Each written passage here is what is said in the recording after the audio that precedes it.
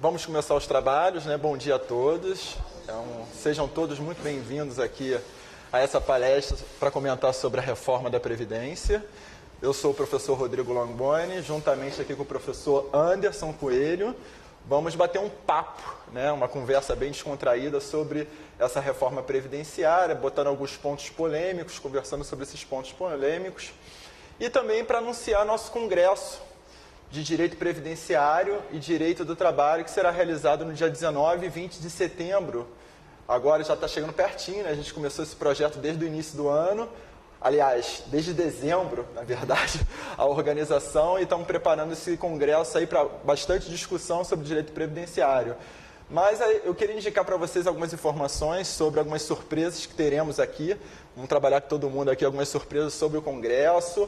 E queria apresentar o Dr. Anderson Coelho para falar também um pouco sobre a reforma. Por favor, Anderson. Pessoal, bom dia.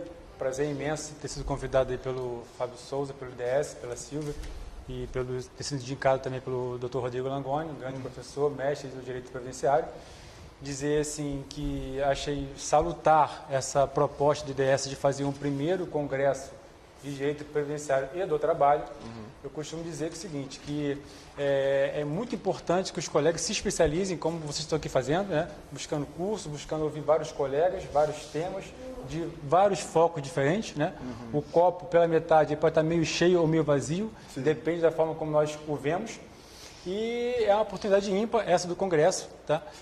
Tenho um grande prazer também de ter sido convidado para poder palestrar, e o Dr. Rodrigo Langoni também. Tem vários profissionais de vários estados do Brasil. E dizer também que não só online, né, para os amigos que nos assistem online, mas também presencial, que tem várias surpresas por aqui, mas até o final nós iremos revelar essas surpresas. É isso aí, é verdade, Anderson. E eu queria chamar a atenção aqui do Congresso um pouquinho sobre os palestrantes, né? Eu acho que é importante a gente falar um pouquinho quem vai falar no Congresso. E aí tem uma lista aqui, bastante gente conhecida, né? Eu vou revezar aqui com o Anderson Coelho, mas teremos a palestra do Maurício Farina sobre Previdência Militar, que eu acho que é muito importante, até em relação à reforma. O professor Farina é conhecidíssimo aqui no Rio de Janeiro sobre direito previdenciário militar, então eu achei importante chamar ele para fazer uma oficina, porque a oficina normalmente é uma prática, né? A gente bota o dia a dia sobre o direito militar, o direito previdenciário em si do regime geral de previdência ou do regime próprio. Teremos também a palestrante Jane Bervanja, que é uma autoridade sobre a previdência rural, né? Quando a gente está falando sobre direito previdenciário e falando de segurado rural, a maior autoridade sobre esse assunto realmente é a professora Jane Bervanja. Ela vai estar aqui falando sobre aposentadoria híbrida, urbana e rural. Isso é importante porque muita gente foge um pouco do conhecimento do rural, e o Brasil é um país que teve muita gente que trabalhou na atividade rural e foi para atividade urbana ou vice-versa. E aí é importante ter conhecimento de como provar a atividade rural para você conseguir uma aposentadoria por idade híbrida. E de repente é esse tempo que você precisa, você convertendo, você consegue aposentar. Perfeito. E também, não só no Rio, você pode fazer várias parcerias em âmbito nacional, né, e aposentar a pessoa daqui. Perfeito. Então assim, mas o meu estado, o meu município não tem rural. Eu acho que não necessariamente. Dependendo, se você faz parcerias fora do estado, temos vários colegas que fazem isso. Sim. Então, assim, é bem importante saber todos os temas de forma bem aprofundada. Perfeito. Temos também aqui a professora Ana Paula Araújo, que vai falar sobre a advocacia trabalhista após a reforma trabalhista.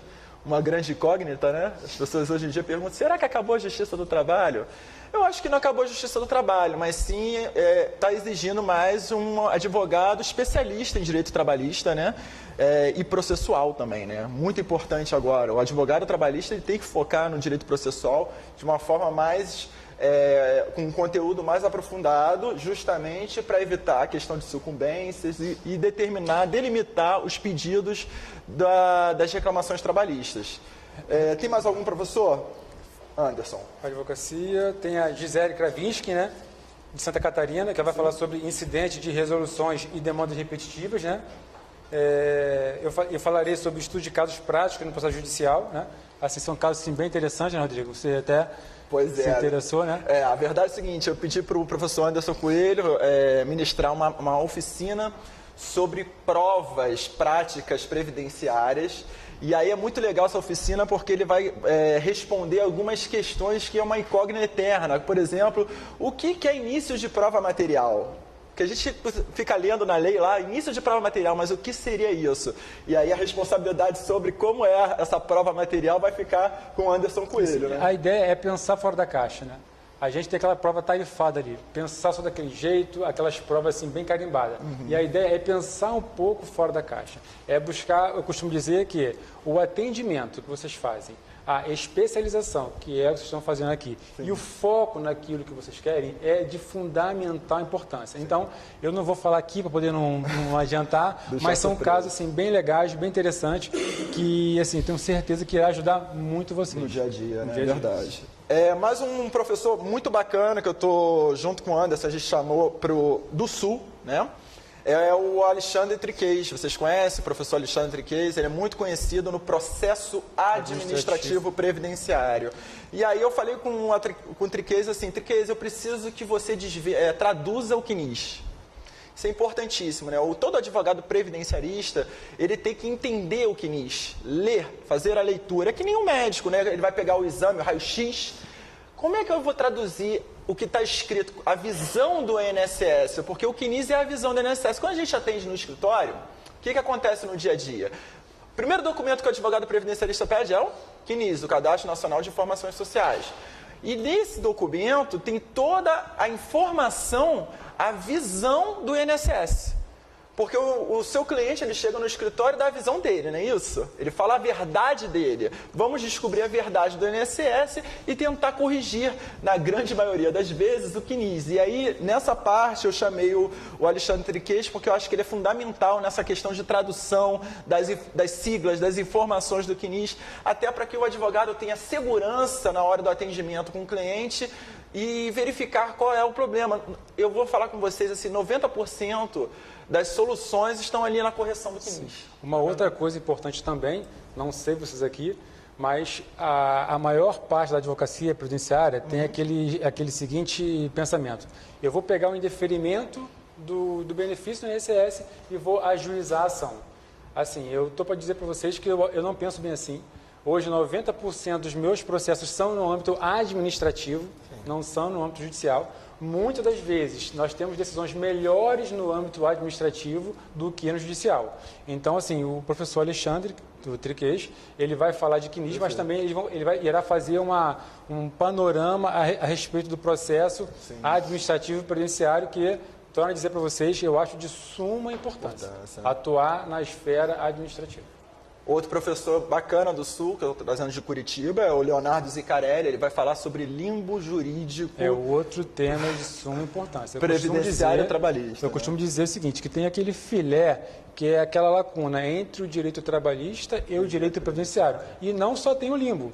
Você tem o acidente do trabalho, né? Assim, tem o auxílio acidente ali dependendo do caso, se envolver uma ação acidentária. Enfim, então assim, eu acho muito importante saber desenvolver bem todos os temas que estão ali no limbo trabalhista previdenciário. Não necessariamente aquela questão, teve alta, a empresa também o INSS deu alta, a empresa não quis receber de volta. Não só essa questão, mas tem várias questões que a gente pode desenvolver por conta do limbo jurídico trabalhista previdenciário. Perfeito, perfeito. Tem mais professor aí, Anderson? Adriane Bramante, né? Não precisa nem falar, né? Dispensa apresentações, né? É a fera aí de aposentadoria especial, e a ideia é fazer um casamento, porque você veja, a Adriane irá falar muito bem, com bastante expertise sobre a aposentadoria especial. Você vai pegar o Triquez, que vai falar do processo administrativo.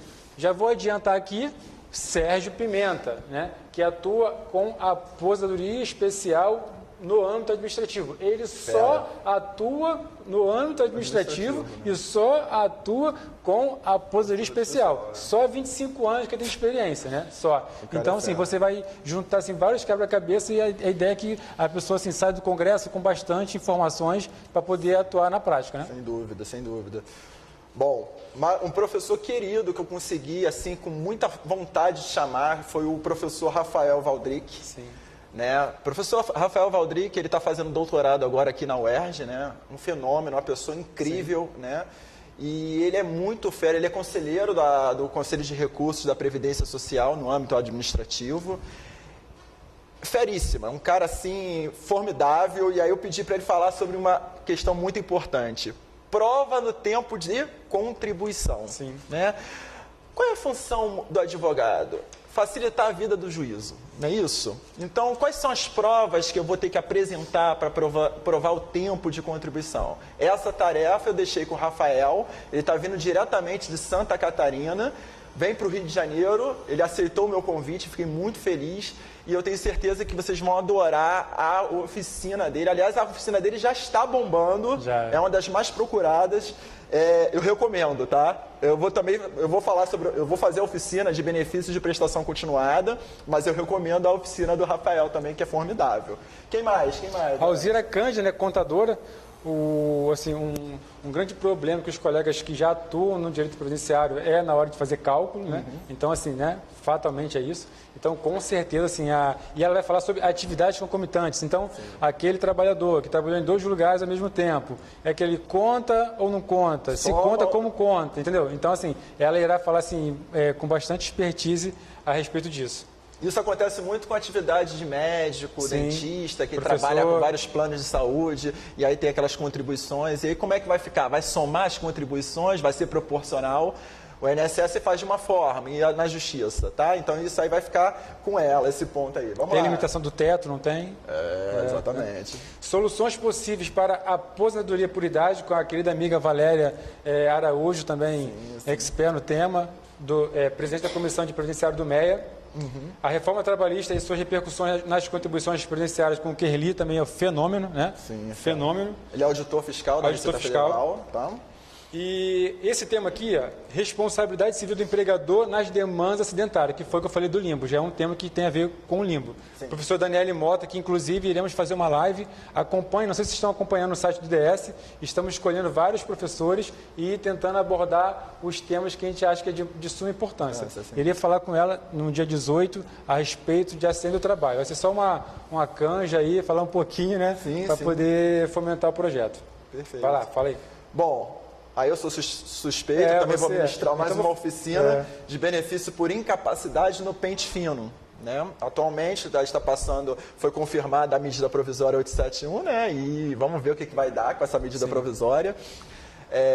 Bom, o pente fino está na moda atualmente, né? Os benefícios por incapacidade, está todo mundo aparecendo no escritório, pessoas que ficaram bastante tempo com benefício, 10, 15 anos, às vezes. Eu peguei gente no escritório com 15 anos de auxílio-doença. Peguei com 17 anos. E aí, o que a gente vai resolver 15, 17. nisso? Né? Não é verdade? O que a gente vai resolver com isso? O que vai ser feito com isso? Vou aproveitar esse tempo todo de benefício por incapacidade como tempo de contribuição e como carência? Então, eu vou trabalhar junto com o Leonardo Zicarelli, vai ser uma oficina que eu vou trabalhar junto com o Leonardo Zicarelli falando sobre esse tema conta ou não conta.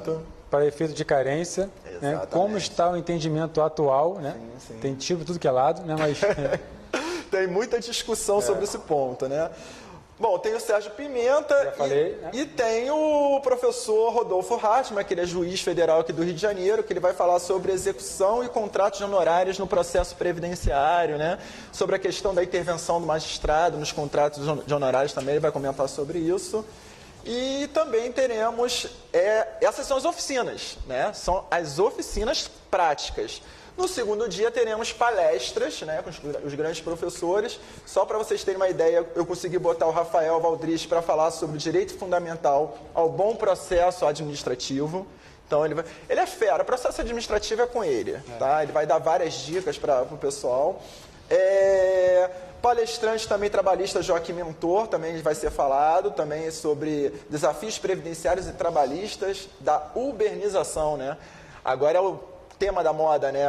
Ontem mesmo no meu escritório ligou um segurado de Uber, né, motorista de Uber, ele falou, e aí, como é que eu faço a minha contribuição? Se eu faço pelo MEI, se eu faço como contribuinte individual, 11%, 20%. Então, são questões que vão ser discutidas também nesse ponto, né?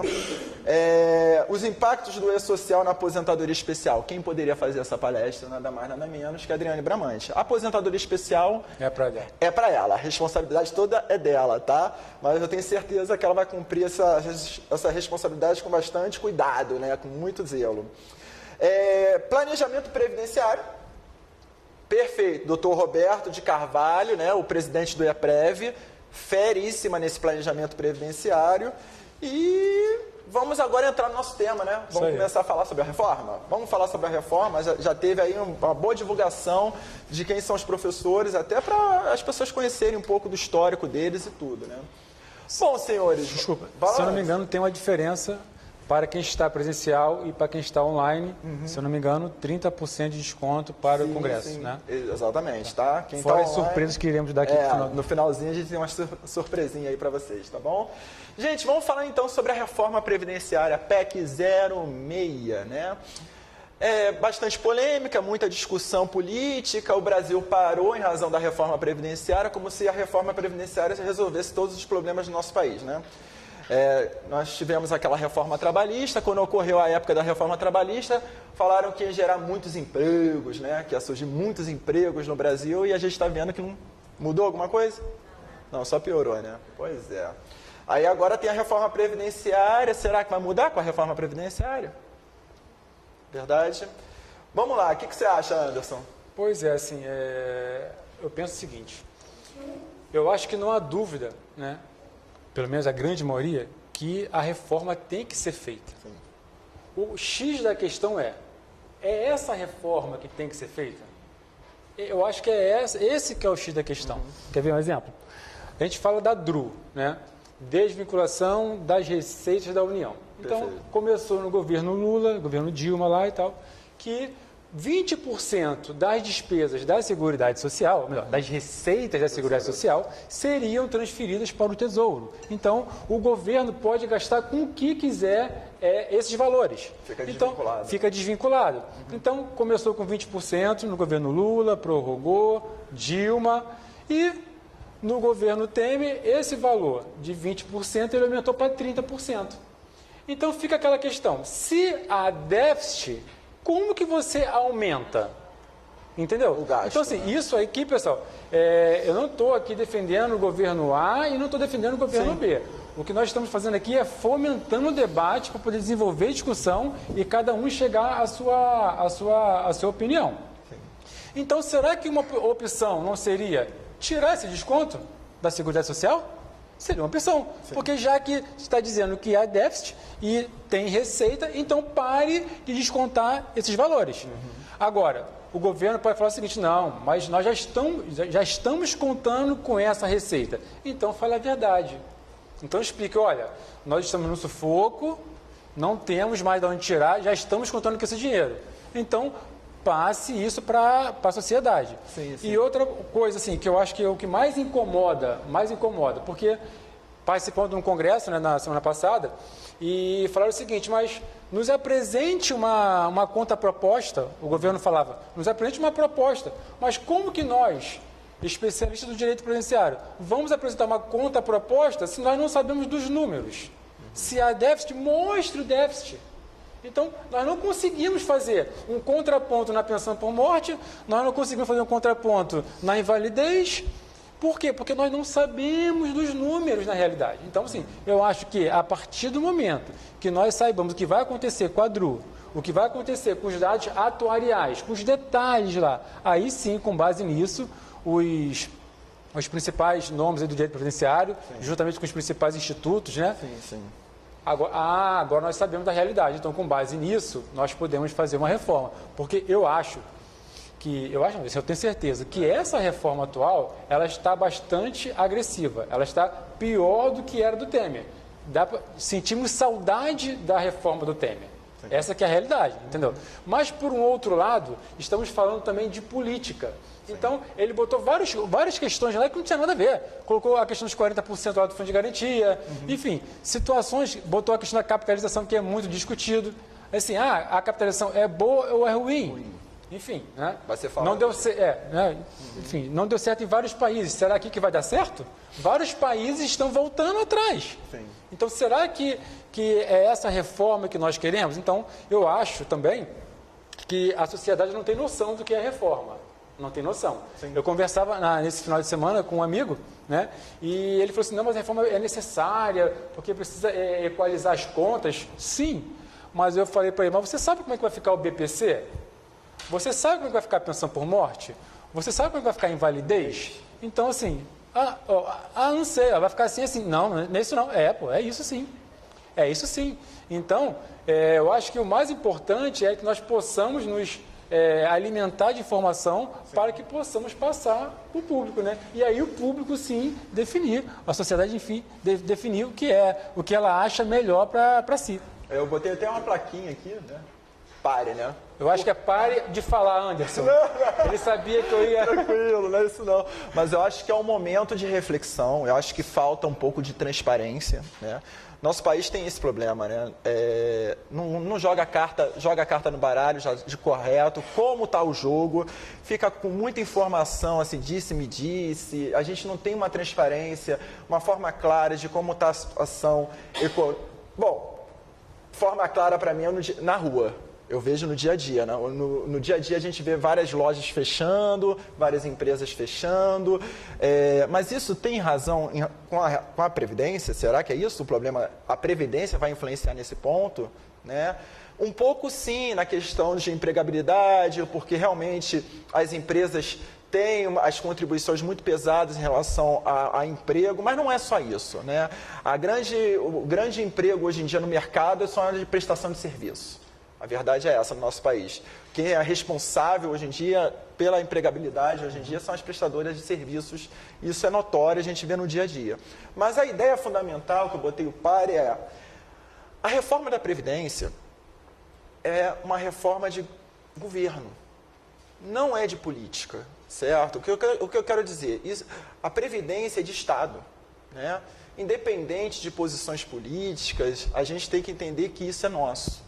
A Previdência é nossa, é do todo o povo brasileiro, e a gente tem que ter um pouco de cautela, muita cautela nas informações que são jogadas aí na mídia, de uma forma muito rasteira, sem muitos esclarecimentos do que realmente vai influenciar. Uma coisa que eu posso falar para os senhores é que a reforma da Previdência, ela vai produzir efeitos imediatos e por um longo período, sim, né? O Estado brasileiro vai ser um Estado que, minha mãe costuma dizer que a pessoa, na reforma da Previdência, ela dorme pobre e vai acordar miserável, né? Porque realmente, só que é uma coisa assim, o governo tira um benefício daqui, mas não adianta, a pessoa vai correr atrás de um benefício de prestação continuada, assistencial, porque ela não vai conseguir o benefício previdenciário, vai para o benefício assistencial. Agora, será que isso é a forma correta? Já que é uma pessoa que trabalhou durante anos e contribuiu para a Seguridade, para a Previdência, será que isso é o correto fazer? Vamos restringir o máximo o benefício previdenciário para que ela corra atrás depois de um benefício assistencial? Será que isso é o correto? Então a gente tem que ter muita calma e a questão fundamental é reforma previdenciária justa. Essa é a pergunta, né? Será que essa reforma que está sendo é a justa? Acredito que não. Mas também vou dizer com muita tranquilidade, o que seria a reforma previdenciária justa? É difícil escolher. Isso, na verdade, vai ser uma opção política, né? Nosso país lá, no Congresso, determinar quais são as decisões para o nosso futuro e as gerações futuras. Mas vamos lá, vamos falar um pouco sobre a proposta em si, a PEC 06. Deixa eu só dar com relação, assim, não sei o que vocês acham. Mas eu acho que o governo ele pode ter feito o seguinte: vamos fazer uma reforma, uma proposta bem, assim, vamos pedir tudo para poder tentar chegar no do Temer. Eu acho que isso é sério. Eu acho que isso é uma opção. Por quê? Porque ela vai desidratando, né? Passa na comissão A, passa na comissão B, passa na Câmara, Senado. Então, eu acho que isso pode ser uma opção. Sim. Pode ter colocado um monte de bomba lá para que aos poucos vai se negociando, né? E no final chegue na do Temer. Eu acho que isso é uma possibilidade. É uma estratégia politicamente falando. A gente não pode... Eu acho que o X da questão é que a galera só olha pelo ponto de vista econômico e esquece da questão social. Sim. Então, cadê a questão social? Cadê a questão previdenciária? Não, porque tem vários institutos de economista e o ministro falou isso, falou aquilo. Meu amigo, eu quero ouvir o povo, eu quero ouvir os especialistas em direito previdenciário. Eu quero ouvir os especialistas em direito do trabalho. Aí sim, aí nós podemos fazer uma discussão justa, né? Mas vamos lá, vamos então ao ponto da reforma. Primeiro, um ponto importante sobre a PEC 06 é a desconstitucionalização das normas previdenciárias. Muita polêmica sobre essa questão, pontos positivos e pontos negativos. Bom, primeiro a questão que eu quero chamar é o seguinte, de forma técnica, o direito social, incluído aí o direito previdenciário, é um direito que está sempre mudando, em constantes mudanças. É da natureza do direito previdenciário isso. Um ponto unânime, o direito previdenciário sempre vai precisar de reforma, natural, né? O detalhe importante da desconstitucionalização da norma é justamente pegar as regras específicas previdenciárias e levar para o legislador, né? Legislador, você vai ter um quórum mais fácil, mais facilitado para a modificação das normas, fixação da idade, né? Fixação do cálculo do benefício. Isso realmente, de forma bem natural e tranquila, cabe sim ao legislador definir, porque isso realmente vai estar em constante alteração. Ponto negativo, segurança jurídica. De fato, vai facilitar as alterações do cálculo, do reajuste. Nesse ponto do reajuste, eu vou chamar a atenção dos senhores, que tem uma parte aqui preocupante nessa reforma previdenciária. Mas o cálculo dos benefícios, a fixação da idade, critério para a concessão do benefício, tudo isso, pela proposta da PEC 06, vai passar para o Poder Legislativo. O que normalmente atualmente está na Constituição. O que é importante estar na Constituição? As normas base. As normas de base da Previdência. E uma das normas de base da Previdência é a proteção do valor real do benefício. Ou seja, nós temos lá no artigo 194 dos princípios da Seguridade Social a previsão do quê? Do valor real, deixa eu passar aqui para vocês, o valor real do benefício. Ou seja, a proteção de que o benefício vai ter o reajuste sempre conforme a inflação, tá? Uma proteção constitucional. Só que com a proposta da PEC, olha lá, o inciso 3º do artigo 201, parágrafo 1º, fala, ó, regras de cálculo e de reajustamento de benefícios. Vai para quem? Para a lei complementar. Então, isso vai passar para o legislador de uma forma mais fácil. Quando você coloca uma norma constitucional previdenciária, você está visando o quê? Retirar um pouco da discussão da democracia, do poder legislativo, esse assunto, trazendo mais segurança. Só que, assim, de forma bem tranquila, essa segurança tem que ser das normas base. As normas de fixação dos critérios, de elegibilidade dos benefícios, o cálculo dos benefícios, realmente cumpre ao legislador justamente porque a sociedade está em constante mudança. Você verifica o caso, por exemplo, do IBGE, a expectativa de vida, a influência dessa expectativa de vida na concessão dos benefícios. Realmente isso a gente defende. Agora, em relação à segurança jurídica, isso fica um pouco fragilizado no nosso país, tá? De forma técnica, está correto. Só que temos que ter alguns limites. Limites quais? Por exemplo, atualmente nós temos a proteção do valor real do benefício, ou seja, conforme a inflação. Atualmente o índice é o INPC, ok? Esse é o índice de reajuste dos benefícios previdenciários. Com a proposta da emenda, vai ficar na mão do legislador. E aí ele pode fixar outro índice de reajuste. Isso é perigoso. Temos que ter um cuidado com essa questão de reajuste, porque já tivemos no passado, né? O Brasil é muito interessante, né? Porque nem o passado do Brasil é certo. Não é verdade? Nem o passado do Brasil é correto. Então, nesse ponto, eu chamo a atenção disso, o professor Fábio também já chamou a atenção disso. Regras, normas de base da proteção social tem que estar previsto sim na Constituição para uma adequada segurança jurídica. Agora, as outras normas de elegibilidade, realmente isso faz parte da democracia, do jogo democrático, e realmente isso possibilita a discussão por lei complementar, facilitando até a alteração. Tá? Então o Rodrigo me deu puxou aqui uma linha com relação à tabela do IBGE. Né? Não sei se vocês já repararam que na PEC tem um gatilho. Que gatilho é esse? Vamos lá. Hoje, né, ou melhor, se a reforma passasse, a mulher se aposentaria com 62, né, e o homem com 65. Aí tem aquela questão da transição que queremos falar aqui para frente e tal. Porém, o gatilho, ele diz o seguinte, ó, não é bem isso aqui não, tá? Não é bem isso aqui não.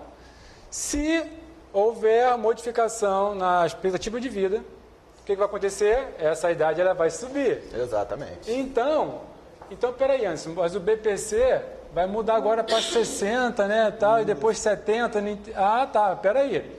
Então, a pessoa está lá vivendo, né, chegou com 69, 70. Não, peraí, pô. Não. Quem te falou que é 70? Agora é 72, 3. Enfim, eu acho que isso aí não. Isso aí é bem agressivo. Né? Eu acho assim, essa questão do gatilho, eu vejo poucas pessoas falando sobre isso. Sim. A questão do gatilho. Tanto na Poder e Puridade, como no BPC, até no BPC. Pois é. Então, assim, sem falar da questão do BPC, né? Já estou acabando falando aqui, mas a gente não consegue, a gente não aguenta, né? Não aguentamos. Chama atenção, né? A questão de ganhar R$400 a partir de 60, sabe? Assim, e ainda tem o gatilho. Então, assim, eu acho que está bastante agressivo. Não, ainda tem um adicional da questão do PPC, do patrimônio, né? Patrimônio próprio de 90 e poucos mil. Sim. Então, assim, vai ficar bem restrito, né? Vai ficar bem restrito. Mas, assim, são detalhes importantes da reforma e é bom todo mundo já estar ciente desse ponto de vista.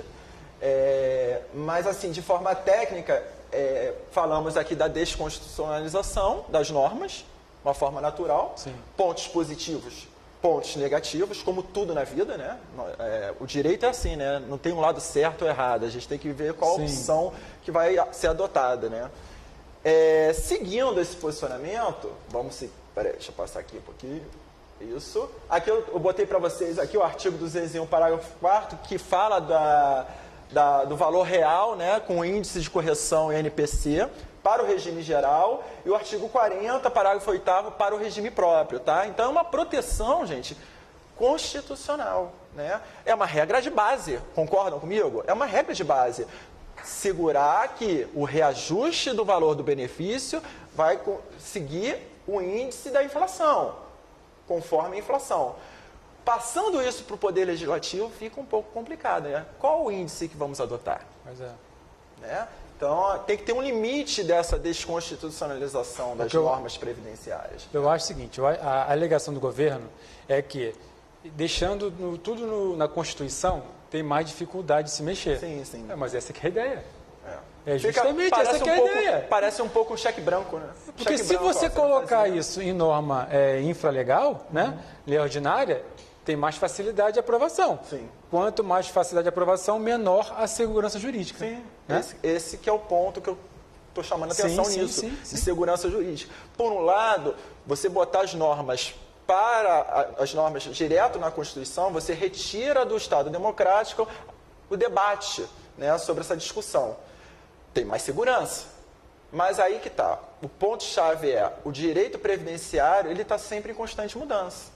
E precisamos realmente de um pouco de flexibilização para alteração. Senão o Estado fica um pouco estagnado. Realmente, que é um pouco que a gente está tendo atualmente no nosso país, né? Mas tem que ter um limite, tem que ter um cuidado. Não são todas as normas que vão ter que sair da nossa Constituição. Algumas até podem sair. Sim, exatamente. Mas as principais têm que continuar lá. Exatamente. Né? Tá? E aqui eu botei para vocês o princípio, né, do valor real do benefício. Outro ponto muito importante sobre a reforma previdenciária. A prioridade do econômico sobre o social. O doutor Anderson chamou a atenção logo no início da nossa palestra sobre esse ponto de vista. Estamos esquecendo do social, né? Será que estamos esquecendo do social? No todo, não, mas estamos dando uma prioridade, sim, econômica na reforma previdenciária em relação ao social. E aí Anderson, eu vou pedir uma licença para você, mas eu tenho que falar sobre isso com muita importância, porque está sendo muito cruel a reforma previdenciária em relação ao trabalhador rural. Sim. Né? O trabalhador rural, gente, ele é importantíssimo para o nosso país. Às vezes as pessoas esquecem da importância do segurado especial. Pô, mas o nome já diz, né? Segurado especial. Por quê? Porque ele é especial. É lógico que ele é especial. Afinal de contas, a nossa alimentação está toda baseada em regime de economia familiar. São as pessoas em regime de economia familiar, na produção agrícola, que justamente fornecem nosso alface, nosso tomate, nossa banana, a nossa alimentação dos mercados. No momento em que você escolhe uma forma de contribuição pela natureza do segurado, do trabalhador rural, qual é a forma de contribuição dele? É na comercialização da sua produção. Só que a própria natureza da atividade do trabalhador rural não é constante. Não é toda hora que ele produz, não é verdade? Tem safra, né? Tudo isso. Então tem momentos exatamente, tem momentos do trabalhador rural que ele não vai ter como contribuir. E aí, nesse ponto, né, com a reforma previdenciária, nós acrescentamos aqui o parágrafo 8º, com a PEC 06, determinando uma alíquota sobre o resultado da comercialização da produção rural, observado um valor mínimo anual. Ou seja, trabalhador rural, a questão é o seguinte: você tem a produção e vai ter a contribuição sobre essa alíquota. Agora, meu amigo, se você não conseguir contribuir, não ter a produção, você vai ter que contribuir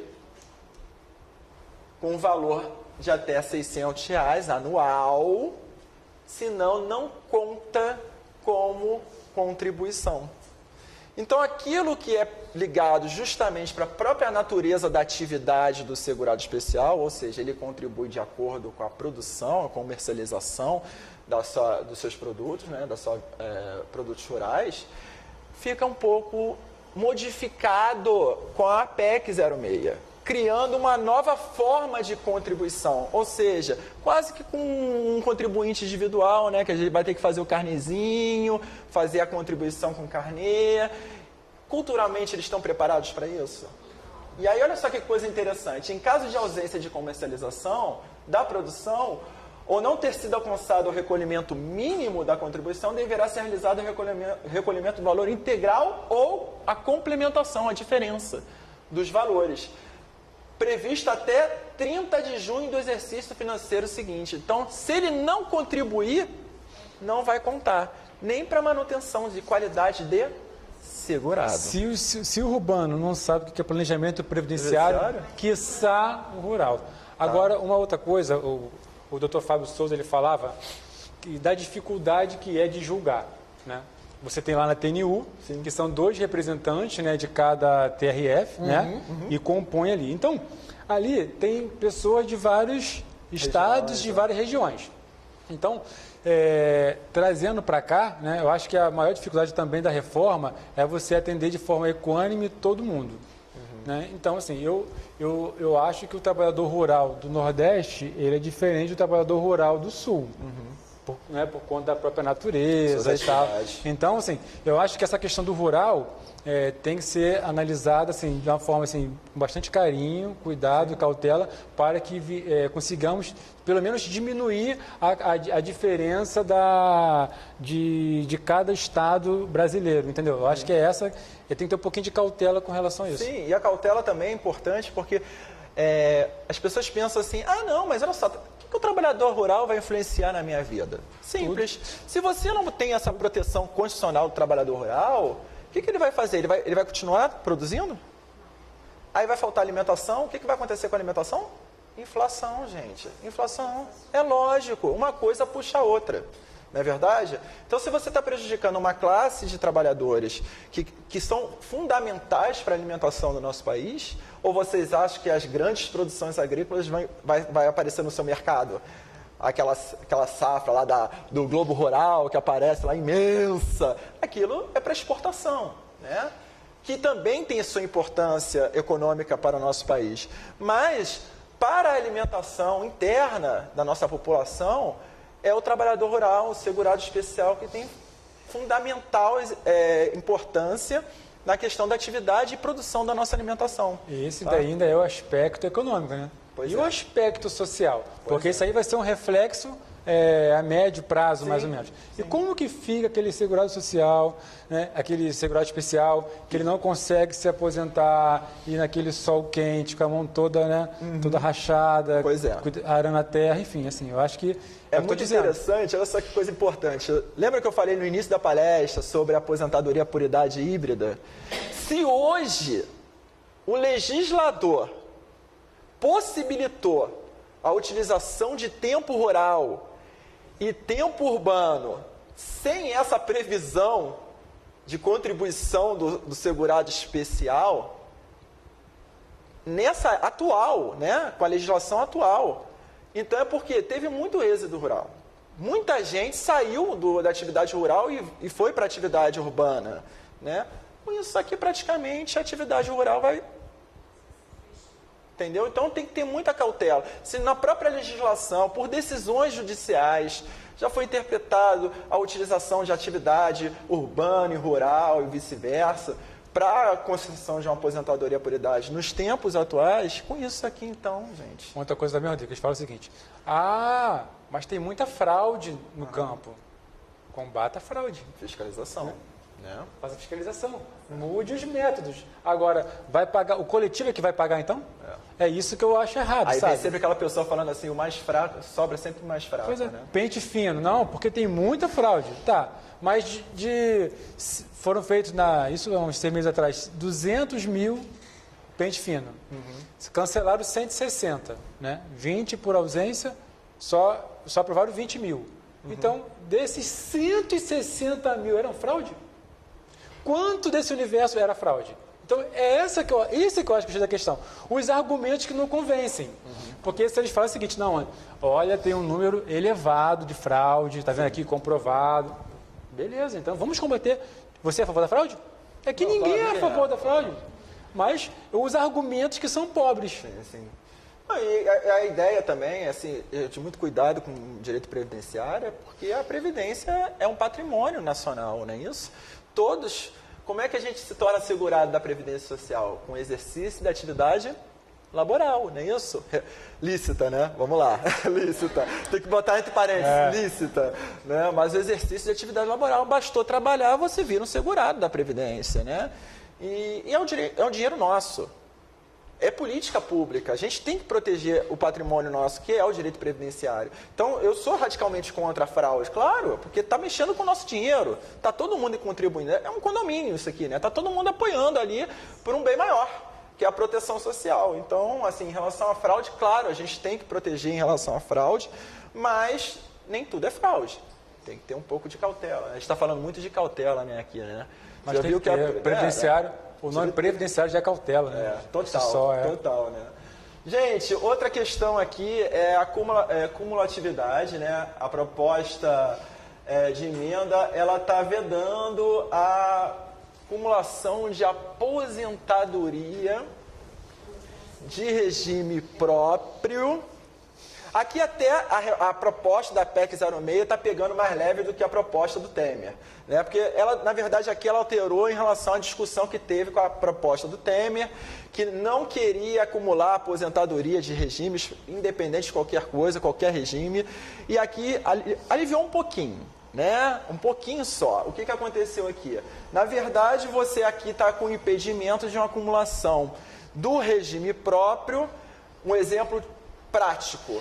Aquele servidor público que se aposentou no regime próprio de previdência social, passou num concurso público e está agora como empregado público, né, numa Eletrobras, numa Petrobras, e a previsão do artigo 37, parágrafo 10º, está vedando essa acumulação dessas aposentadorias no caso de cargo, emprego ou função pública no regime geral, tá?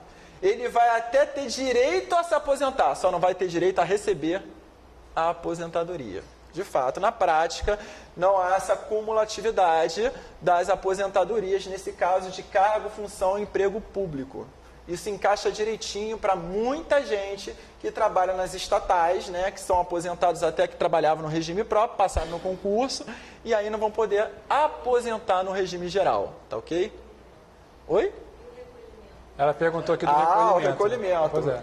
Continua. Recolher. Continua. O recolhimento vai sempre continuar, normal, né?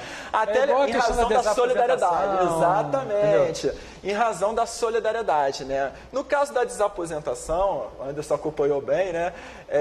A desaposentação foi que botou muito em discussão isso, né? A questão do regime solidário da nossa Previdência.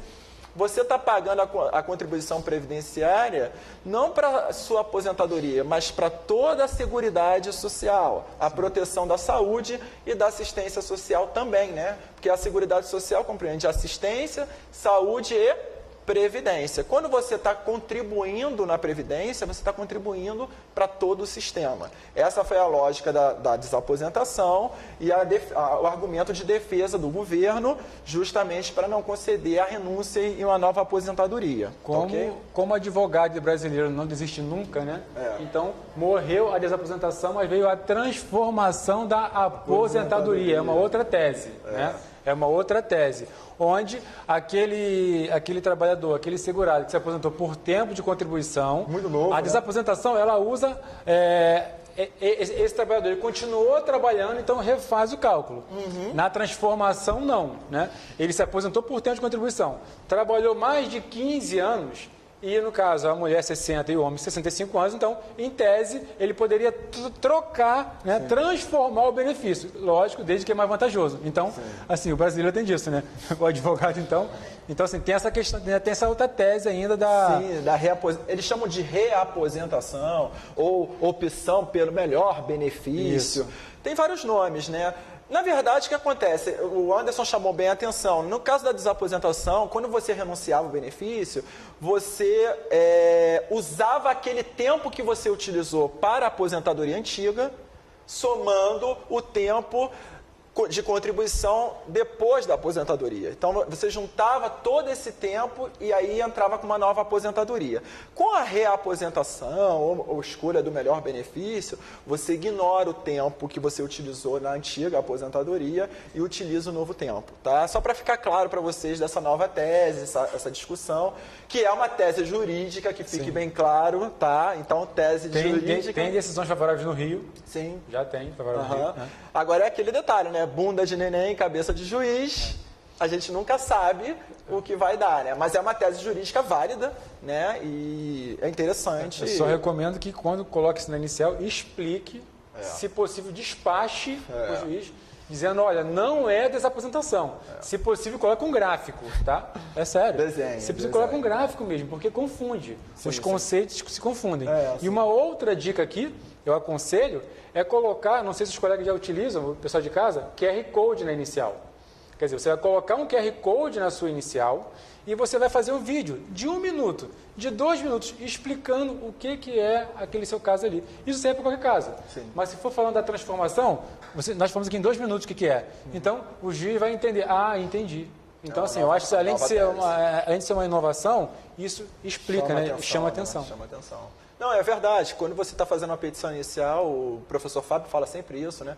Nós temos que facilitar a vida do juízo para ele facilitar a nossa vida, né? Isso aí. Então tem que fazer... Quer que eu desenhe? É mais ou menos isso.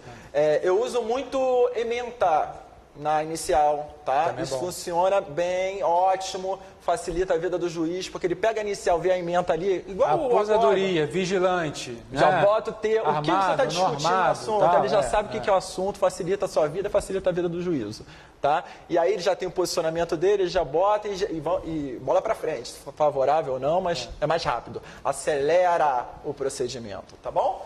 Bom, falamos aqui da não acumulação no caso de exercícios de cargo, emprego ou função pública, né? Ou seja, se aposentou no regime próprio, passou para o concurso para uma estatal, não vai poder aposentar no regime geral com esse tempo de contribuição no regime geral. Regime geral para todos é INSS, tá? Para ficar bem claro para todo mundo. Seguindo, também temos uma questão muito interessante que é a possibilidade de acumulação de pensão e de aposentadoria. Só que tem uma pegadinha. Tem uma pegadinha aí, né? Porque a PEC ela começa assim. É permitida a acumulação de pensão por morte deixada por cônjuge ou companheiro. Então, pensão por morte deixada para cônjuge ou companheiro, no regime geral de previdência. Com pensão por morte concedida em regime próprio da Previdência Social ou também com a aposentadoria do regime geral ou regime próprio. Mas quando acontecer isso, vai poder acumular? Sim, vai poder acumular, mas veja bem, não é bem assim, né? Não é bem assim que as coisas funcionam. Vai poder acumular, mas vai ter uma regrinha de acumulação, que é a regra de acumulação de soma dos benefícios. Por exemplo, atualmente, na nossa legislação, você conhece a história da viúva negra? Já ouviram falar da história da viúva negra? Então, você vai lá na boate e fala, qual regime que você trabalha? Ah, sou regime próprio. Ah, vamos casar? Vamos casar. Morreu, né? Para ficar uma forma bem didática, né? Vai poder acumular essa pensão do regime próprio com a minha aposentadoria do regime geral? Claro, vamos juntar, né? Pode sim. Hoje você pode acumular duas pensões. Por exemplo, você é casado com um segurado que trabalha no regime próprio e trabalha também em atividade privada no regime geral. Faleceu. Vai gerar quantas pensões aí? Duas. Uma do regime geral e uma do regime próprio, não é isso? Pode acumular hoje? Tranquilo, super tranquilo. E com a PEC? Opa! Pode acumular. Mas calma aí, né? Pera aí, não é bem assim. O Brasil nada é certo. Lembra que eu brinquei com vocês que nada é certo? Até o passado não é certo, né? O que acontece nesse caso? Nós teremos um redutor do benefício menos vantajoso. O mais vantajoso vai ser integral. Você vai receber o valor integral do benefício. E o menos? O menos você vai verificar quanto ele vai corresponder com o salário mínimo e vai ter a redução de porcentagem, que está seguindo ali, por exemplo, 80% do valor igual ou inferior a um salário mínimo. Então você vai pegar os dois benefícios, somar. Isso aí. Se for igual ou inferior a um salário mínimo, 80% da redução no outro benefício, tá? Você vai ter 80% do benefício. 60% do valor que exceder um salário mínimo até o limite de 2 salários mínimos. E gradativamente, 40% do valor que exceder 2 salários mínimos até o limite de 3 salários mínimos. 20%, olha lá, que exceder 3 salários mínimos até o limite de 4 salários mínimos. E se passar, zero. Zero. Você é rico. Não acumula. Tá? Ou seja, Maria é aposentada por tempo de contribuição. Sim. Ganha R$1.000. O marido falece, sim, poderia deixar uma pensão de R$2.000. Então, aqui a soma dá R$3.000. Então, a redução vai ser com base nesse valor. Esse percentual aqui é o que você vai ganhar desse menor benefício. Sim. Entendeu? Sim. Agora, se essa soma der superior a 4 salários mínimos, babau. Não acumula, você fica com o benefício do valor máximo, o valor integral do mais vantajoso. Essa que eu acho que é só pegadinha, né? Esse percentual aqui você vai receber do menor. Se você gravar isso... Na realidade brasileira, o que acontece? Muitas famílias são sustentadas em razão de pensão. Não é isso? Ah, sim. Isso. Desculpa, eu me lembrei aqui de uma questão. Tava lá. Vamos supor que essa pensão ficou em R$3.000. R$3.000 de pensão. E é a viúva com 2 filhos, né? Então, R$3.000 fica R$1.000 para cada um, né? Esses 2 filhos completaram a maioridade, atualmente esse valor passava para a viúva. E agora, corta. Então, a viúva vai ficar com R$1.000. Tá bom? Pois é. Isso está na proposta também. Isso está na proposta. Tá? É justo, não é? Aí é com vocês, né?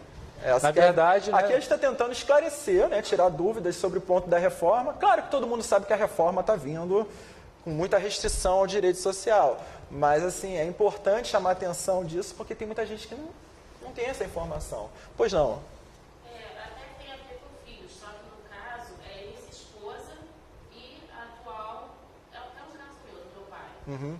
Meu pai deixou pensão para minha mãe, só que não está regularizada no INSS. Sim. É um caso concreto, né? Posso falar depois do caso concreto? A gente fala junto, tá? Porque já encerrou o tempo ali, já está na prorrogação já. Então, mas quando terminar eu fecho esse caso concreto com você. Mas a ideia, gente, aqui nesse ponto é fundamental chamar a atenção que vai ter um redutor na pensão também, tá? E tem que ter cuidado com isso, porque isso vai influenciar na economia familiar. Muitas famílias que estavam sobrevivendo em relação de pensão, as futuras, com a proposta de emenda, vai complicar a coisa, né? Por isso que eu estou falando, está restringindo num lado, vai para outro, vai para o quê? BPC. Vai ter muita gente pedindo benefício assistencial. Quando a lógica, o correto, o justo e o certo seria o quê? Receber um benefício previdenciário. Por quê? Porque ela contribuiu para aquele benefício. Tá bom? Tá claro até aqui, gente? Na boa? Tranquilo? Ou seja, cria até uma crise de confiança do sistema, não cria? As pessoas acabam não confiando mais no sistema. Segurança, pois é, importante. E aí tem um detalhe fundamental, que é a capitalização. Se eu estou falando de crise de confiança, quem fala de crise de confiança é legal, no livro. Dr. Vitor Souza, né? O juiz federal aqui do Rio, ele tem um livro sobre o princípio da confiança, a crise da confiança. É formidável o livro, é bem atual, discussão. E aí a gente entra com a hipótese de capitalização. E agora? Como fica, José? Capitalização, um sistema de capitalização. Todo mundo sabe que a gente tem no sistema atual, né, um sistema de previdência básica, né? Qual é a previdência básica no sistema atual? O regime geral e o regime próprio dos servidores públicos. Essa é a nossa previdência básica. Temos também a possibilidade da nossa querida previdência complementar. O nome já diz, ela complementa a previdência básica. A ideia da previdência básica é proteger o básico, a ideia é essa mesmo. Teve um estudo nos anos 90 do Banco Mundial dos pilares. Alguém já ouviu falar dos pilares do estudo da Previdência Social? O primeiro pilar sempre vai ser o quê? O pilar da Previdência Básica, o basicão. Vamos garantir o básico para o segurado. Regime geral, regime próprio.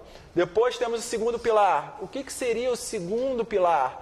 O segundo pilar seria uma poupança regulamentada. Parece com alguma coisa?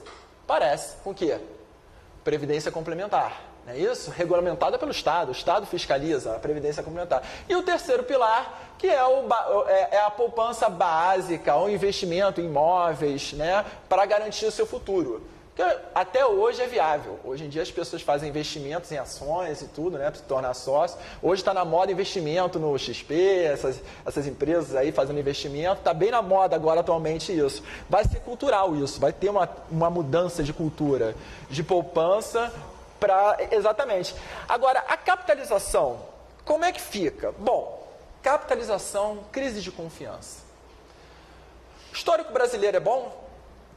Previdência complementar.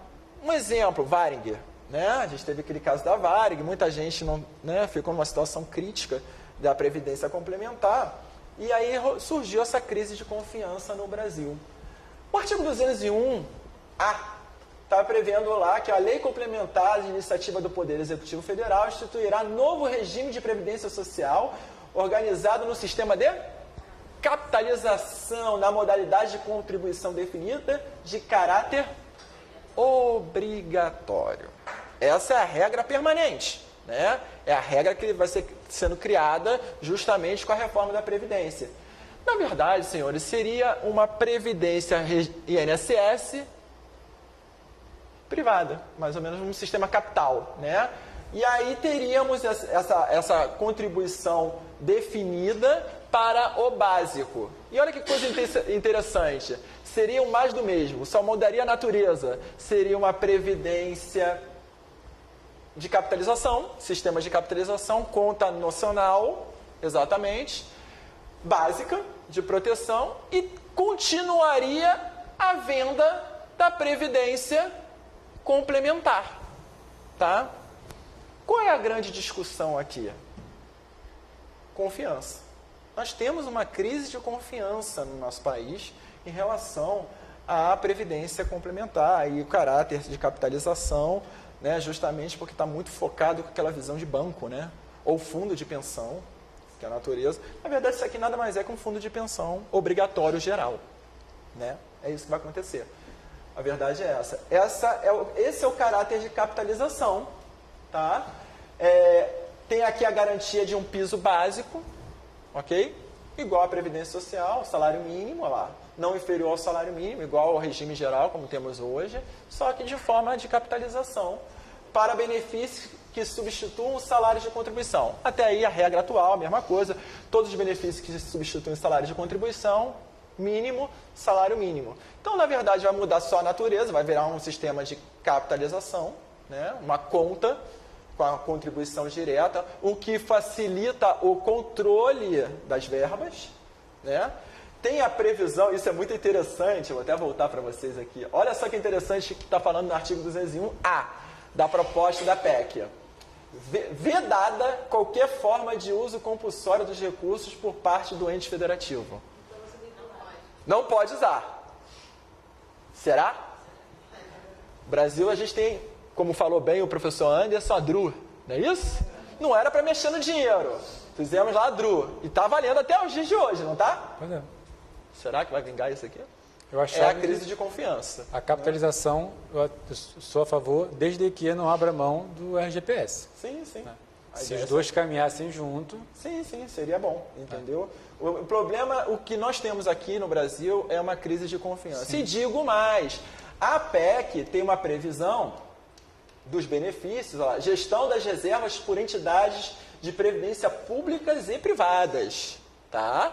A gestão vai ser por previdências públicas e privadas desse sistema de capitalização, né? O que vai acabar enfraquecendo até a previdência complementar, como atualmente verificamos, né? Um descrédito seria isso.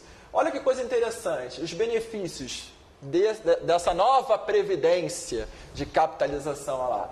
Benefícios programados de idade avançada, benefícios não programados garantindo as coberturas mínimas para a maternidade, salário maternidade seria, né? A incapacidade temporária ou permanente, morte do segurado, riscos de longevidade dos benefícios.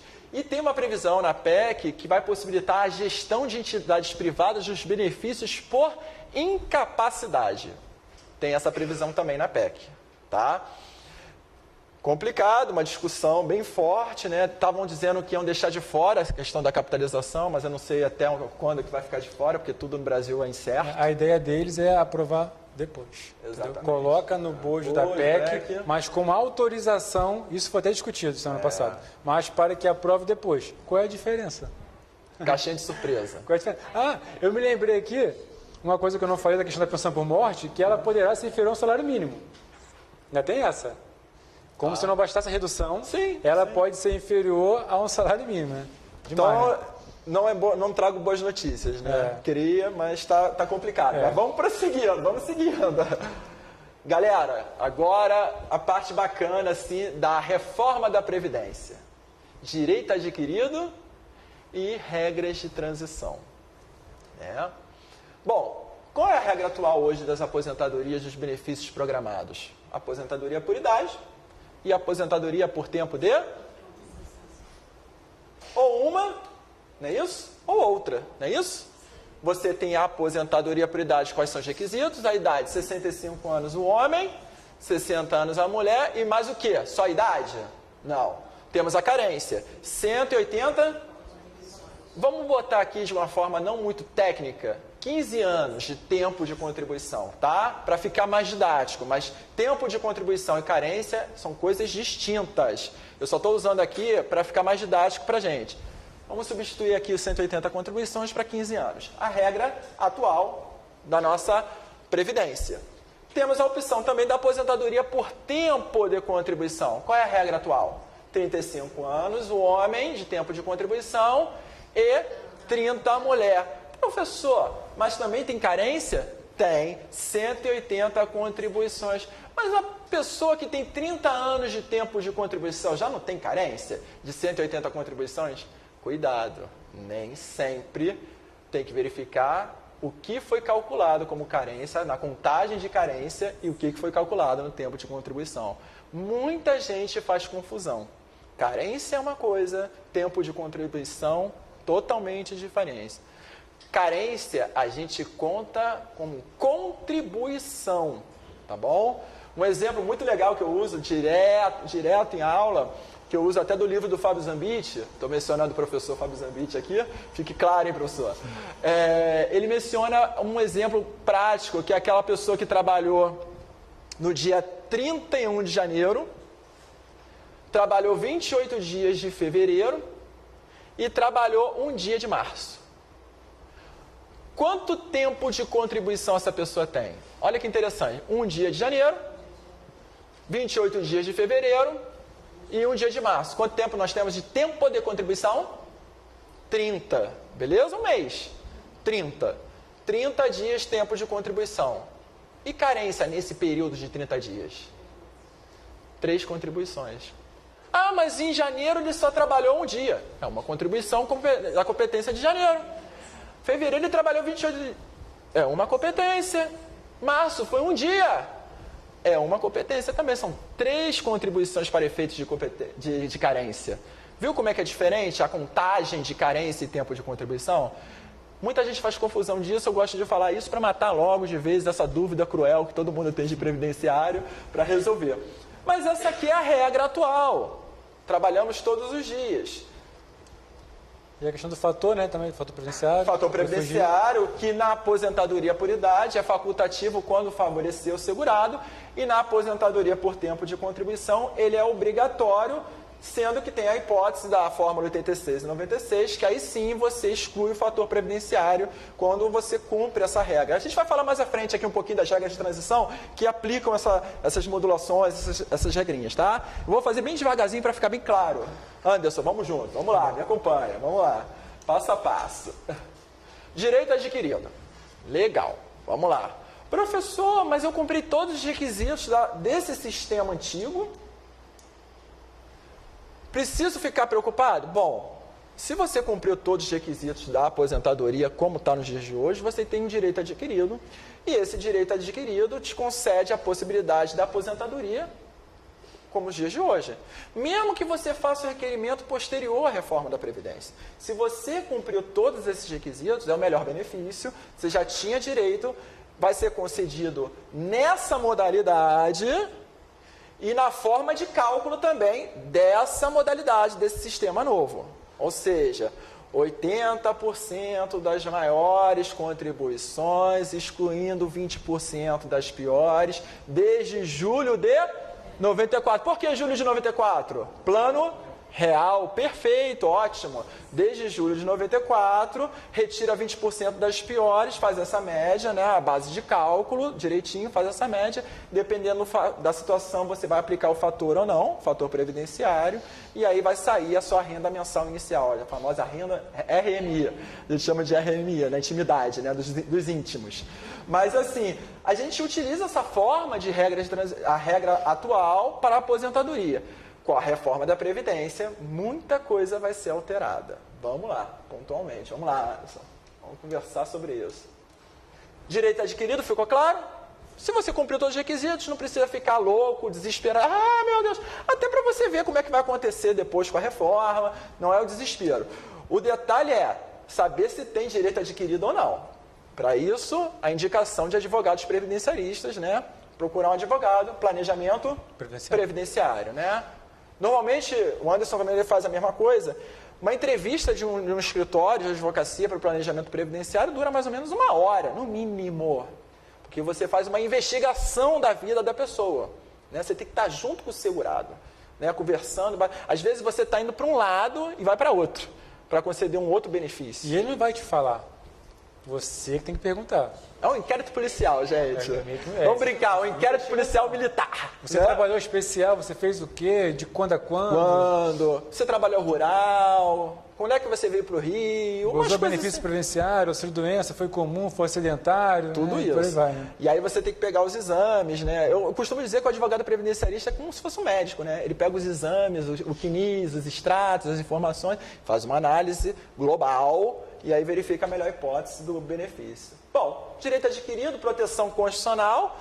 Tem na PEC também essa previsão, que será respeitado o direito adquirido. Não precisava dessa previsão, porque a nossa própria Constituição, no artigo 5º, né, tem essa proteção. Agora, a nossa Constituição, ela protege o direito adquirido, a coisa julgada, né, e o ato jurídico perfeito. Mas as pessoas que estão no julgo, estão lá jogando e tem essa alteração. Merecem proteção? Merecem proteção. É uma proteção igual ao direito adquirido? Não, não é igual, mas são merecedoras de proteção. E aí decorre o quê? A regra de transição, tá? Para ficar claro, a primeira regra é a regra permanente ou regra definitiva. Qual é a regra definitiva, Anderson, da nossa aposentadoria com a PEC? A idade mínima para o homem, 65.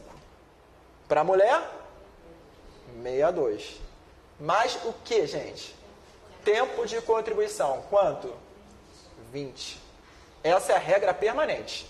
É a regra da PEC. É o que eles querem. O mundo ideal é esse para eles. Asterisco no gatilho. Asterisco no gatilho. OBS gatilho. Gatilho, tá? Isso vai ser alterado com o tempo, tá? Mas a regra permanente começa por aí, tá? Eu costumo dizer que nada no direito previdenciário é permanente, nem a aposentadoria por invalidez, né? As pessoas hoje em dia estão aprendendo que a aposentadoria por invalidez nunca foi. Não, mas é definitividade. Ih, nada na vida é definitivo. Vai ter a regra de transição que eu vou mostrar aqui para vocês, usando até a 8696. Vamos lá?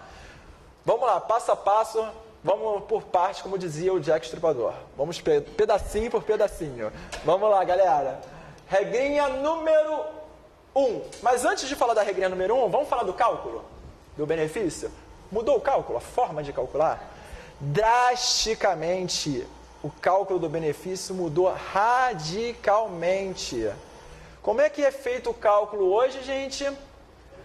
Pega 80% das melhores remunerações, exclui 20% das piores, desde julho de 94, faz a média, e aí a gente aplica o fator ou não, dependendo do caso concreto. Mas a gente não descarta 20% das piores? Na reforma não vai ter isso, não. Na reforma, o período básico de cálculo vai ser 100%. Já reduz aí? Claro que reduz. Você não está excluindo as piores contribuições, as piores, né, remunerações. Só nessa brincadeira já começa a redução do benefício previdenciário. E aí como é que fica? Ah, professor, fica o seguinte. De cara, 60% com 20 anos de contribuição. De cara. Então, você tendo 20 anos de contribuição, a alíquota vai ser de 60%, adicionando 2% por ano de contribuição que exceder a 20%. Quer ver uma coisa bacana? Só para vocês terem uma diferença das aposentadorias. Como é que é feito o cálculo da aposentadoria por idade atualmente? De cara, você começa o quê? Tendo a carência, 15 anos de contribuição, você começa com 70% a alíquota. Você aplica a redução de 20% das piores contribuições? Atualmente, sim. Não é isso? E você aplica o fator quando for favorável. Olha só que diferença. Então, você exclui 20%, pega lá a base, o salário de benefício, e aplica a alíquota e o fator. Se for favorável, o fator. Tá bom? Beleza. Só que tem um detalhe. Além disso, você começa com a brincadeira da aposentadoria por idade com 70%. Quanto que eu já cumpri de carência para se aposentar? No mínimo, 15 anos. Vamos adicionar no 70%? Vai para quanto? 70% mais 15, 85. Olha a diferença da aposentadoria por idade atual para nova. Já começa aí pelo cálculo. É só mexer no cálculo. 25%, né? Olha que coisa boa. Só mexer no cálculo que a gente enxerga. Mexendo no dinheiro a gente sente na hora. Já começa por aí. Sendo que aqui você tem uma carência de 15 anos. Ali você vai ter 20 de tempo de contribuição. E você não vai poder adicionar esses 20% nos 60% de porcentagem. Não. Aqui a regra é 2% para cada ano. Que exceder a 20%. Ficou claro? Tá? Esse é o novo cálculo das aposentadorias aqui do sistema. Claro que a gente chama atenção quando for um benefício, uma aposentadoria por invalidez decorrente de acidente de trabalho, aí é 100% a alíquota, mas mesmo assim não é dos melhores mundos, tá? Mas então esse é o cálculo da PEC. das aposentadorias programáveis. Tá ok? Esse é o cálculo. Mudou? Nossa, como mudou? Perfeito? Aqui está mostrando para vocês o seguinte, olha lá, começa 20 anos de contribuição, 60, 21 anos, 62, 22, 64, até 40 anos de contribuição. Aí você vai ter, eu botei 40% e corrigi aqui, 100% do valor do benefício. Então, você só vai ter 100% do valor do benefício trabalhando 40 anos. Tranquilo, né? Light, suave, né? Suave. Sendo que a grande maioria não consegue cumprir nem 15 anos de tempo, né? Para se aposentar por idade. É uma luta. A gente sabe no dia a dia a luta que a gente tem, às vezes, para aposentar um segurado por aposentadoria por idade que tem 13, 14 anos de tempo de contribuição, né? E a advocacia sabe muito bem disso. Eu acho, bem assim, disso. que ainda consegue ser pior para vocês, mulheres. Pois é. Ainda consegue ser mais agressivo. Porque o homem manteve a idade. Para vocês aumentaram 2 anos, fora o gatilho. A mulher lava, passa, cozinha, cuida do filho, cuida do marido, trabalha fora, entendeu? Então, assim, conseguiu ser... Ainda tem uma discriminação histórica, né, para com as mulheres, né? Sim. Isso é histórico. Claro que já mudou muito, etc. Mas ainda assim... E no caso da rural, 5 anos a mais. Então, assim, não me parece justo, né, com relação às mulheres. Por que isso aumentou para vocês? Será que, assim, vocês tinham uma certa vantagem com as mulheres? Né? Seriam as privilegiadas, que o governo fala, as privilegiadas. Né? É complicado, é complicado. Bem complicado. Eu acho que a forma como está sendo vazada essa reforma ainda está muito longe do ideal, né? E um ponto-chave aí da reforma, o Anderson vai concordar comigo, que é um ponto que eu acho que é um grande problema da reforma previdenciária atual, da PEC, é o tempo de transição. Vocês vão verificar que o tempo de transição da reforma é bem pequeno. Deveria ser maior, para que as pessoas não sentissem com tanta agressão, né, essa mudança, porque está grande a mudança, né, radicalmente. Vocês estão verificando que, de forma bem natural, vamos reduzir os valores dos benefícios. De forma bem tranquila. Muito. E a regra de transição, ela é bem pequena, é muito rápida. Tá? Eu acho que para ser uma regra de transição, o ideal seria 30 anos de regra de transição. O ideal, eu sei que a gente não vive no mundo ideal, mas o ideal seria 30 anos. Mas vamos seguindo, vamos lá. Vamos seguindo que está quase lá, vamos lá. Vamos passando. Já apertou ali, já faz tempo, né? Não, mas é assim mesmo. Estamos falando, vamos terminar. Vamos terminar com chave de ouro. Regra de transição número 1. São 4 regras de transição das aposentadorias voluntárias, tá ok? A regra de transição número 1, ela trabalha com 2 requisitos. O primeiro requisito é o tempo de contribuição. 35 anos o homem, 30 anos a mulher, mais o requisito do fator 86 e 96. 96 homem, 86 a mulher. Como é que a gente usa esse fator? Primeira regra, primeiro requisito fundamental. Tenho que cumprir o tempo de contribuição. Então já começa aí. Eu tenho que ter no mínimo 35 homem, 30 mulher. Posso discutir agora essa regra de transição? Posso. Agora eu posso discutir. Cumpri o requisito mínimo, cumpri. Vamos para o fator 96 e 86. Qual é o problema dessa regra de transição? É que esse fator 86 e 96 vai aumentando. Ok? Só vai ser 96 e 86 em 2019. Em 2020 vai aumentar. Tá? E aí, como é que a gente usa essa regra? Lembrando, senhores, que isso aqui é a regra de transição. Qual vai ser o cálculo do benefício? O antigo ou o novo? O de 80% das melhores, excluindo 20%, ou 60% mais 2 anos trabalhados, 2% para cada ano trabalhado? Vai ser o novo cálculo com a regra de transição. Tá? Que fique bem claro. A regra de transição, você vai ter o cálculo novo. Beleza? Só uma hipótese de uma regra bem pequenininha que vai ser com o fator previdenciário que eu vou mostrar mais à frente. Então, aqui eu tenho que cumprir 30 anos, beleza, cumpri, vou ver o fator 86, 96. Só que vai aumentando, olha lá. Em 2019, 96 para o homem e para a mulher 86. Em 2020, 97, 87. O que você vai fazer para aplicar essa fórmula? Pega o tempo de contribuição, 35, e soma com a idade.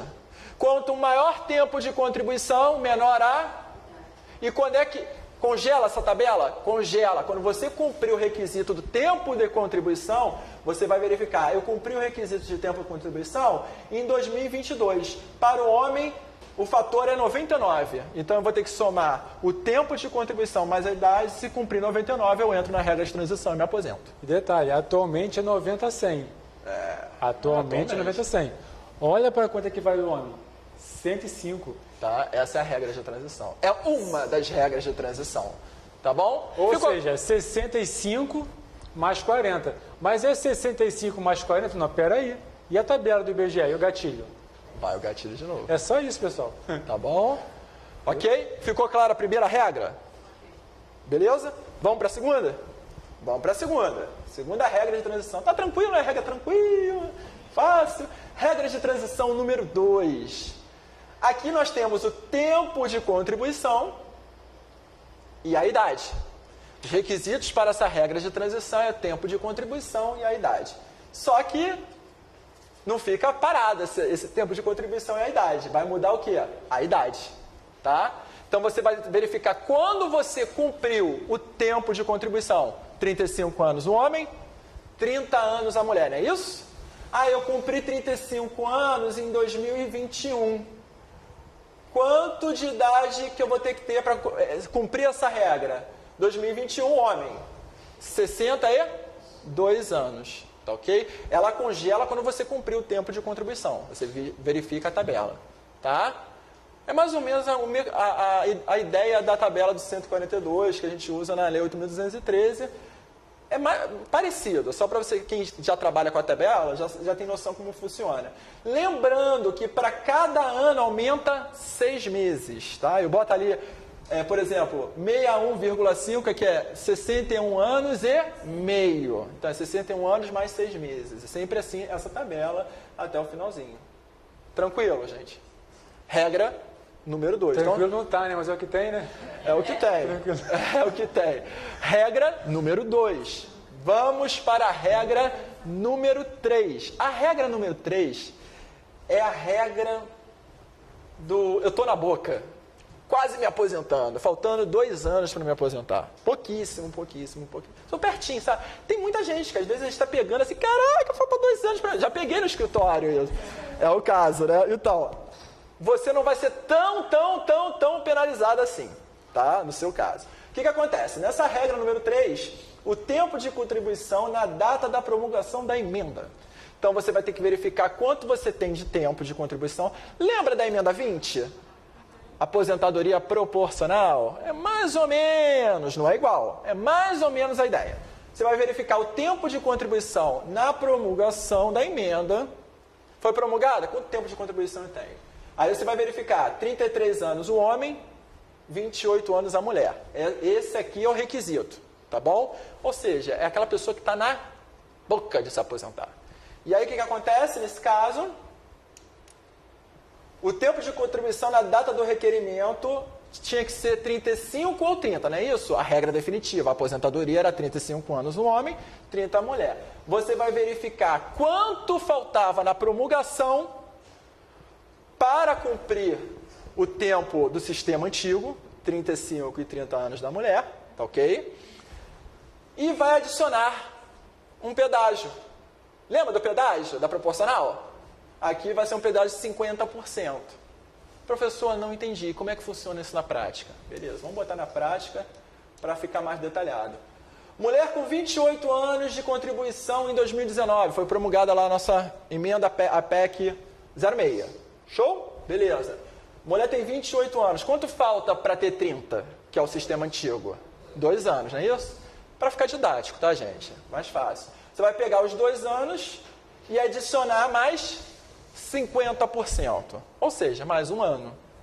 A mulher vai se aposentar com 31 anos de tempo de contribuição. Essa é a regra boca da garrafa. Quando eu estou lá já saindo para me aposentar, estou indo, hein, galera? Estou me aposentando. É essa regra aqui. Essa regra tem um diferencial no cálculo do benefício. Qual é o diferencial? Vamos lá. Vou só pegar aqui, rapidinho. vai ser a média daquelas 60%, a média do valor total, 60% a alíquota, só que aí você vai, em vez de aplicar 60%, você vai fazer a média multiplicada pelo fator previdenciário. Como é que funciona isso? Não tem o cálculo novo que é 60%? Mais 2% por cada ano? Esquece isso. Você vai fazer a média de todas as remunerações de julho de 94 até o requerimento, vai pegar todas essas remunerações e vai fazer a média. Perfeito? Vai sair o salário de benefício. Vai aplicar o fator. Como você vai aplicar aqui? Você vai multiplicar pelo fator. Multiplicando pelo fator vai ser o valor da aposentadoria. Tá bom? É assim que vai ser o cálculo. Ela não vai usar aquela metodologia de 60% mais 2% por ano trabalhado. Nesse caso é melhor que usa de julho de 94 para frente, porém, como penalidade, incide o fator previdenciário. Sim, você vai multiplicar. Vai usar o fator para multiplicar o valor. Tá? E aí, essa aqui é justamente para quem tem uma diferença do cálculo, justamente porque a pessoa está na boca da aposentadoria. E para terminar essa parte de regras de transição, vamos para a quarta regra de transição. Né? Tem várias opções. Quase uma maratona, né? Uma maratona de regras de transição. Qual é a próxima regra de transição? Não, eu acho assim, tem várias opções, né? É para muita possibilidade. Entre o problema ruim, é que você usa o cálculo. horrível, aí você vai... Mais ou menos isso. Vamos lá. Regra número 4, para terminar essa parte de regra de transição. Temos 2 requisitos. Idade, 65 anos o homem. Mulher o quê? 60 anos. A permanente, como é que fica a mulher? 62, não é isso? Beleza. O homem continua sendo 65. Mas o tempo de contribuição, que atualmente é 15 anos. Essa é a regra da aposentadoria por idade, a transição. Professor, eu quero me aposentar por idade. Tem uma regra de transição, é a regra número 4. Você vai aplicar o seguinte, a idade e o tempo de contribuição. E o que vai acontecer com os dois? Vão aumentar também, com o tempo. Ah lá, para a mulher, que é a mulher que tem um aumento de 62 anos. O que vai acontecer ali? 2019, 60. 2020, 60 mais 6 meses. Até 2023 que vai igualar. Vai ficar o quê? 62. Lembrando, tem que cumprir o requisito etário. Fixou o etário? Cumpriu o requisito etário no ano, como está na tabela? Aí você verifica qual é o tempo de contribuição que você vai utilizar, porque também vai aumentar. Mas fixando a idade, você verifica na tabela o tempo de contribuição. Tá bom? Ficou claro? Sendo que o cálculo é aquele que eu falei, 60% mais 2 anos por tempo de contribuição. Nesse caso aí para o homem, então... Nesse caso para mulher, vai ser mais para mulher, né? Na prática o homem vai ser 65, exatamente, tá? O tempo de contribuição aplica. O tempo de contribuição, só o tempo de contribuição da data, tá bom? Só isso, porque a idade mesmo fica a mesma. A mulher foi prejudicada nessa reforma, porque o homem mesmo de fato continuou a mesma idade. Agora, quem foi mais prejudicado? A mulher, porque além de ter o acréscimo de 20%, os 20 anos na tabela, você ainda tem a regra da idade, que a mulher aumentou 2 anos. Eu acho, sinceramente, injusto. Eu acho que a idade devia ser 60, como tá. Acho que uma idade justa, na boa. Acho que é justo. Porque já vai influenciar o gatilho, já vai influenciar a renda. Sim, exatamente. Mas o homem também foi. Eu sei, mas assim... É só você ter tempo de contribuição. Tempo de contribuição. Ele vai continuar com a idade, Pois mas é. vai ter que continuar. Mas poderiam ter aumentado a idade também do homem, imagina. E vão aumentar, né? Com gatilho. Gente, complicado. Anderson, agora é você. Cara, vai com tudo, né? Na verdade, eu já consegui antecipar isso, né? Exatamente, mas vai lá. Vamos... O que acontece? Nós tínhamos combinado que eu ia tentar intercalar. Mas foi né? junto, né? Fomos intercalando, então 99% do que estava no meu já falei aqui, já antecipei. Já estamos mais ou menos com 1h30 já uma hora e meia já Meu Deus, foi. Então, assim, eu já falei bastante coisa aqui. Não, pra cá, né? De baixo. Só vou falar aquilo que eu não falei. Tá, perfeito. Então, aqui são meus contatos no Instagram. Eu costumo fazer live toda semana. Eu faço live com o tema do direito previdenciário. Já fiz com o Rodrigo, já fiz com vários colegas. Então, quem quiser me acompanhar nas redes, tá? Tá aqui o meu Instagram. Vale a pena. Esse material vocês irão receber, né? Se já não receberam. Deixa eu ver aqui. Isso. Pode apertar mais um. Aí. Então, já falei, né, se a reforma é necessária ou não é, né? Eu acho que a reforma é necessária, já falei bastante coisa, né? Sim. É necessária desde que nos apresente os cálculos atuariais e com base nisso nós vamos a conseguir fazer uma conta proposta, né? Já falei disso, já falei da DRU, né? Já falei da DRU, vamos falar da DRU. Para demonstrar até justamente a questão da diferença. Exatamente. Né? Já falei dos cálculos, né? Sim, já sim. falei. Sim. Já falei também, já falamos da mulher, da idade. né? Da mulher. Mas eu gostei dos bonequinhos. Gostou?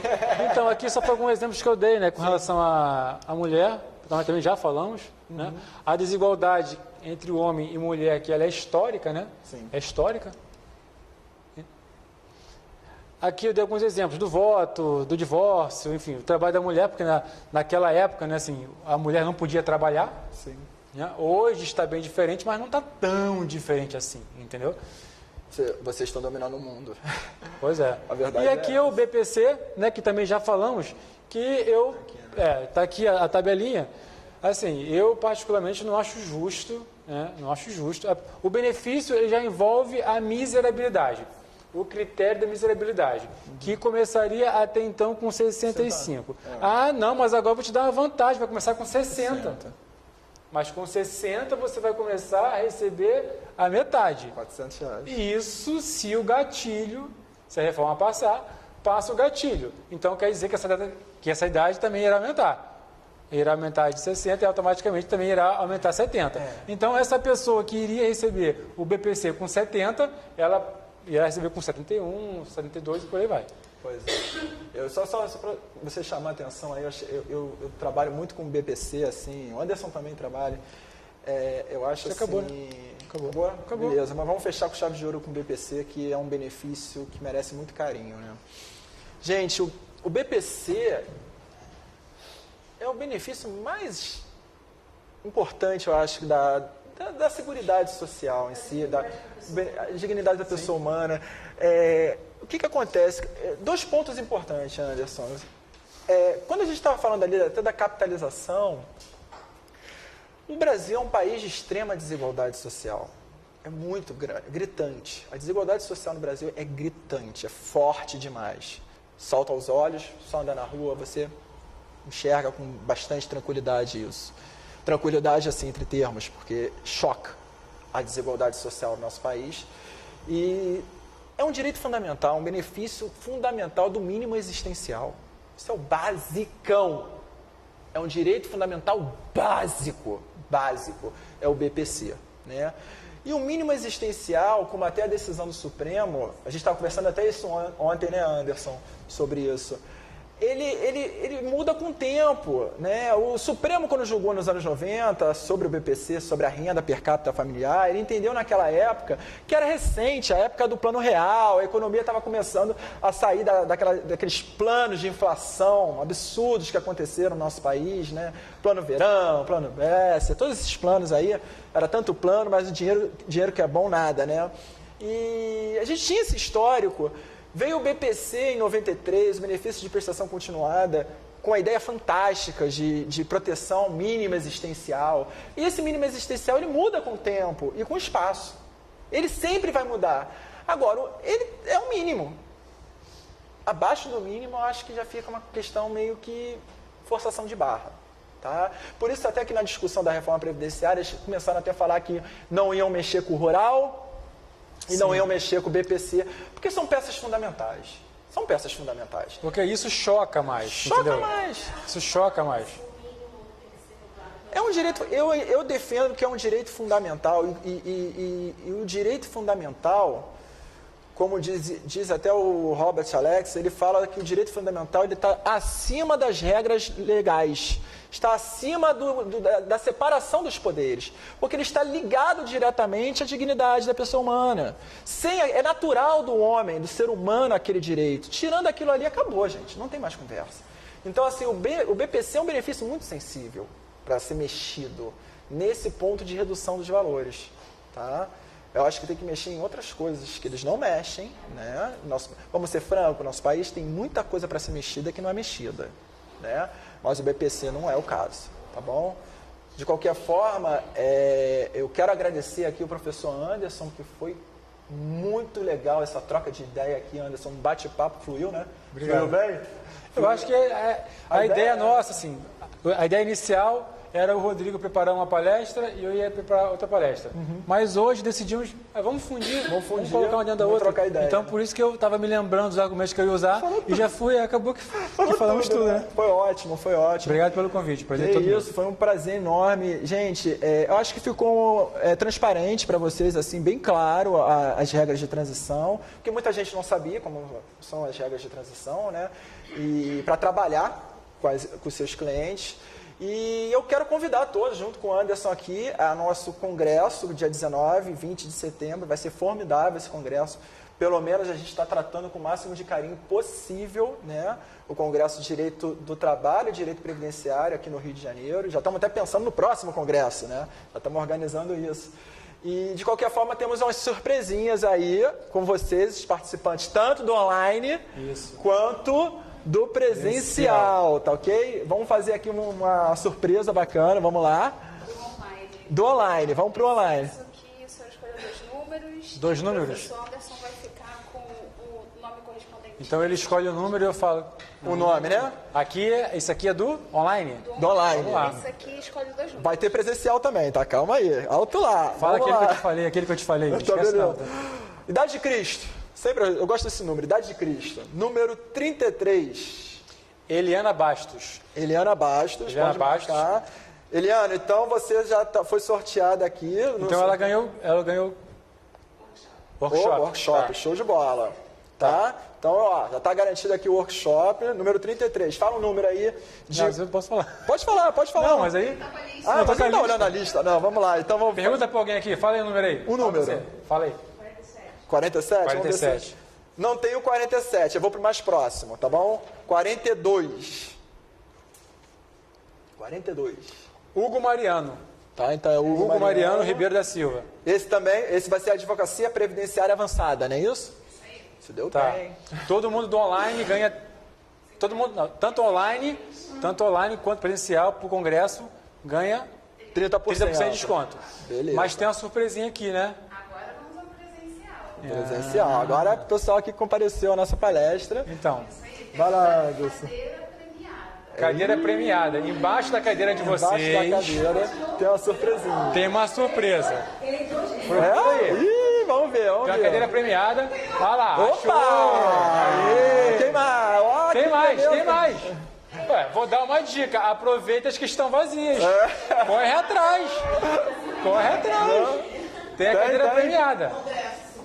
Olha lá. Pô, aí, ó. Aê. Já tá garantido 50% de desconto, tá bom? 50% pro congresso. Seu nome é? Fernanda, depois você fala. Tá com a. Fernanda. Tem? Achou? Opa, mais uma. Aí. Pô, eu não tenho essas vantagens, gente. Eu não tenho essas vantagens. Workshop 100% de desconto, aí, tá vendo? Parabéns. Vale a pena o presencial? Claro que vale a pena. Eu acho que com tem certeza. mais. Tá faltando Tem mais um? ali. Achou, mais um. Quer? Vamos lá. Ganhou o quê? De? Inventou. Ih, é com a Jane? Avançado. Ih, com a Jane. Aí, falei da Jane, aí vai ser o direito previdenciário avançado. Gente, tudo mais, assim, eu queria agradecer imensamente a presença de todos, tá? Foi um grande prazer conversar, um bate-papo aqui com o professor Anderson Coelho, que também já está no corpo aqui do IDS. E vamos com tudo, vamos preparar essa reforma aí, vamos ver se essa reforma sai ou não sai. O que eu quero deixar claro, extremamente claro, sobre uma questão fundamental sobre essa reforma da Previdência. Não é a solução do nosso país, a reforma previdenciária. Não viaja na maionese achando que essa reforma vai resolver o problema do nosso país. Tem muita coisa para ser resolvida, tá bom? E tudo mais, Um abraço, até pessoal breve. online. Tchau, tchau. Um abraço, até mais.